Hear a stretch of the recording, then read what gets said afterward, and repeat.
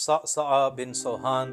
قبیلہ عبدالقیس سے تعلق رکھنے والے امیر المومنین علیہ السلام کے برجستہ اصحاب میں سے تھے اور آپ خطابت میں مہارت رکھتے تھے، جو رسول اللہ کی زندگی میں مسلمان تو ہوئے لیکن ویسے قرنی کی طرح اپنی زندگی میں رسول اللہ کی زیارت نہ کر سکے۔ اور صعصع کا شمار امیر المومنین کے ان اصحاب میں سے ہوتا ہے جن کو امیر المومنین کی غلامی میں جنگ جمل، جنگ صفین اور جنگ نہروان میں لڑنے کی سعادت بھی حاصل ہوئی تھی، اور ان کے دو بھائی زید بن سوحان اور سیحان بن سوحان بھی امیر المومنین کے اصحاب میں سے تھے۔ صعصع امیر المومنین کے دشمنوں پہ کڑی تنقید کیا کرتے تھے۔ جب دوسرے کے دور میں ابو موسیٰ اشعری نے ان کے پاس کچھ مال بھیجا اور کہا کہ یہ مال مسلمانوں میں تقسیم کر دیں، دوسرے نے مال تقسیم کیا اور کچھ مال بچ گیا۔ اس بچے ہوئے مال کے بارے میں اس نے مسلمانوں سے رائے لی کہ آپ بتائیں یہ بچا ہوا مال میں کہاں پہ خرچ کروں؟ تو یہ بات سننے کے بعد صعصع بن سوحان اٹھ کھڑے ہوئے اور کہنے لگے کہ مسلمانوں سے مشورہ اس بات میں لیا جاتا ہے جس کا واضح حکم قرآن میں موجود نہ ہو۔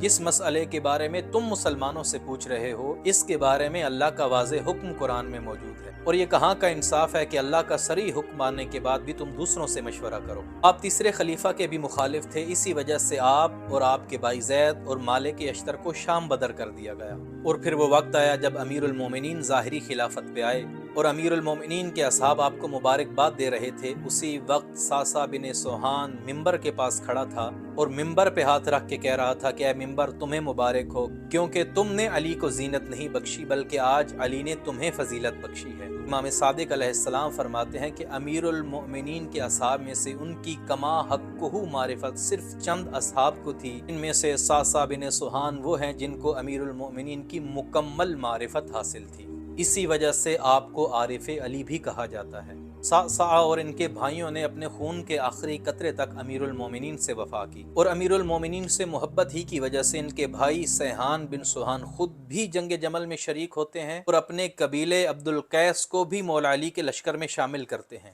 امیر المومنین نے سیحان کو قبیلہ عبدالقیس کا لمبردار بنایا اور اسی جنگ میں ان کے بھائی سیحان درجہ شہادت پہ فائز ہوتے ہیں۔ ان کی شہادت کے بعد ان کے بھائی زید بن سوحان لمبردار بن جاتے ہیں اور وہ بھی امیر المومنین کی محبت میں جام شہادت نوش فرماتے ہیں، اور ان کی شہادت کے بعد خود صعصع بن سوحان قبیلہ عبدالقیس کے علمبردار بنتے ہیں اور امیر المومنین سے وفا کی ایک تاریخ رقم کرتے ہیں۔ اور لڑتے لڑتے یہ جملے ارشاد فرماتے ہیں، میرے دو بھائی تو کیا، اگر میری پوری نسل بھی علی کی محبت میں ذبح کر دی جائے پھر بھی محبت کا حق ادا نہیں ہو سکتا۔ اور صعصع کا شمار امیر المومنین کے معتمد ترین اصحاب میں سے ہوتا ہے۔ جنگ صفین میں جب حاکم شام نے امیر المومنین کے اصحاب پہ پانی بند کیا تو حاکم شام سے مذاکرات کے لیے مولا نے صعصع بن سوحان کا انتخاب کیا، اور ان کی عظمت کے لیے یہی کافی ہے کہ امیر المومنین نے ان کو اپنی وصیت میں بطور گواہ مقرر فرمایا ہے، اور مولا کے وہ صحابی جن کو امیر المومنین کے جنازے میں شرکت کی سعادت بھی حاصل ہوئی ہے، اور امیر المومنین کے دفن ہو جانے کے بعد یہ مولا کی قبر سے خاک اٹھا کے اپنے سر میں ڈالا کرتے تھے، اور اس حالت میں کبھی امیر المومنین کے فضائل پڑھا کرتے تھے اور کبھی امیر المومنین کی سیرت پہ ثابت قدم رہنے کی دعا مانگا کرتے تھے۔ اور اہل بیت کی نظر میں صعصع بن سوحان کی اہمیت کا اندازہ اس بات سے بھی لگائیے، جب امام حسن مجتبی علیہ السلام نے حاکم شام سے صلح کی، اور صلح کی شرائط میں امام حسن مجتبی نے جن اصحاب کے لیے امان طلب کی تھی ان میں سے ایک صعصع بن سوحان بھی تھے، اور صعصع بن سوحان کے بارے میں یہ بھی ملتا ہے کہ آپ حاضر جواب تھے، اور جب ایک دفعہ حاکم شام نے صعصع بن سوحان کو نعوذ باللہ امیر المومنین کو برا بھلا کہنے کا حکم دیا اور کہا کہ ممبر پہ جا کے امیر المومنین کو برا بھلا کہو، جناب صعصع ممبر پہ آئے اور فرمایا، ایھا الناس قد جئتکم من الرجل قد اخر خیرہ وقدم شرہ وَإِنَّهُ قَدْ أَمَرَنِي بِأَنْ أَلْعَنَ عَلِيًّا فَالْعَنُوهُ۔ جناب صعصع نے ایک ایسا جملہ کہا جس کے دو مطلب نکلتے تھے۔ انہوں نے اپنی بات بھی پوری کر دی اور لعنت جہاں پہنچانی تھی وہاں پہنچا بھی دی۔ کہا، اے لوگو، مجھے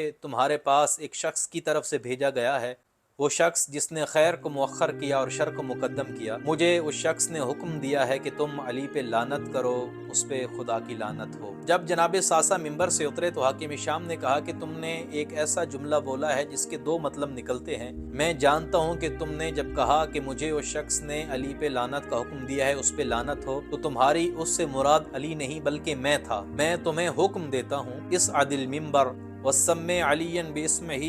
वलअन, मैं तुम्हें हुक्म देता हूँ कि तुम मिंबर पे जाओ और नाउज़ु बिल्लाह अली का नाम लेके उन पे लानत करो। जनाब सासा दोबारा मिंबर पे आए और कहा, अय्युहन्नास कद अमरनी बिअन अलअना अली इब्न अबी तालिब फलअनु, मुझे हाकिम शाम ने कहा है कि अली का नाम लेके उन पे लानत करो तो उन पे लानत हो। जब जनाब सासा ये जुमला कह के मिंबर से नीचे उतरे और हाकिम शाम के पास आए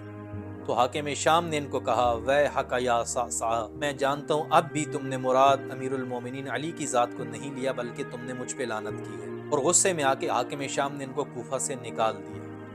जनाब सासा अमीरुल मोमिनीन से मोहब्बत करने वालों से भी काफ़ी मोहब्बत रखते थे, जैसा कि हमें मुंज़िर बिन जारूद के बारे में मिलता है, जिनको अमीरुल मोमिनीन ने किसी मंतके की तरफ सरपरस्त बना के भेजा था। उनसे एक दफ़ा गलती हुई कि उन्होंने बैतुल माल से कुछ माल अपने लिए उठा लिया। जब अमीरुल मोमिनीन को इस बात की खबर हुई तो अमीरुल मोमिनीन ने उन्हें कैद खाने में भेज दिया। कुछ दिनों बाद जनाब सासा बिन सुहान अमीरुल मोमिनीन की बारगाह में हाजिर होते हैं और मौला से गुजारिश करते हैं, मौला सासा की एक बहन है जो अपने भाई के फिराक में बहुत ज्यादा रोती है और वो बड़ी तकलीफ में है। मौला मुझे बताइए मुंजिर का कितना जुर्माना बनता है, मैं अपने माल से अदा कर देता हूँ, आप उसे आज़ाद कर दें ताकि उसके घर वाले मुतमिन हो जाएं। अमीरुल मोमिनीन ने कहा कि मैं तुमसे जुर्माना नहीं लेता, तुम जाओ और उससे कसम उठवाओ कि वो आइंदा इस किस्म की कोई गलती नहीं करेगा, मैं अमीरुल मोमिनीन उसे माफ़ कर दूंगा। यूं सासा बिन सुहान ने उनसे कसम ली और अमीरुल मोमिनीन ने उनको रिहा कर दिया। और हमारे लिए जनाब सासा का ये अमल काबिल तकलीद है